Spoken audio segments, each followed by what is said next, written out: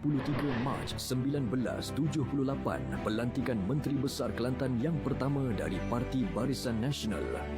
Pada hari ini dalam tahun 1978, Yang Berhormat Datuk Mohamed bin Yaakob, Ahli Dewan Undangan Negeri Lanaz mengangkat sumpah sebagai Menteri Besar Kelantan di hadapan Yang Teramat Mulia Tuanku Ismail Petra Ibni Almarhum Sultan Yahya Petra, Pemangku Sultan Kelantan di Istana Kota Lama, Kota Baru, Kelantan. Pelantikan Yang Berhormat Datuk Mohamed ini dibuat selepas Barisan Nasional berjaya mendapat majoriti kerusi Dewan Undangan Negeri Dun Kelantan pada Pilihan Raya Negeri PRK Kelantan pada 11 Mac 1978.